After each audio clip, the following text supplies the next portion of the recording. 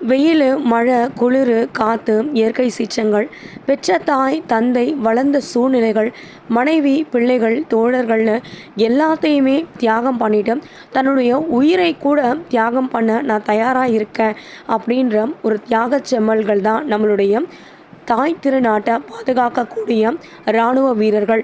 அப்படிப்பட்ட இராணுவ வீரர்களுடைய மன உறுதி ஒவ்வொரு இந்தியனுக்கும் நிச்சயமாக வேணும். ஒவ்வொருத்தரும் தன்னுடைய குடும்பத்துக்கு செய்ய வேண்டியது கடமை. ஆனால் தன்னுடைய தாய் நாட்டுக்காக செய்ய வேண்டியதும் அவங்களுக்குள்ள பெருமை அப்படின்றது தான் உண்மை. நம்மளுடைய நாட்டில் பிறந்த ஒவ்வொருத்தருமே நம்மளுடைய தாய் திருநாட்டுக்காக என்ன செஞ்சோம் அப்படின்றத யோசித்து நாட்டுக்காக நிச்சயமாக நல்ல விஷயங்களை நம்ம செய்யணும். ஏழை குழந்தைங்களை படிக்க வைக்கணும். வேலை இல்லாதவங்களுக்கும் வேலை வாய்ப்புகளை உருவாக்கி கொடுத்தோம்.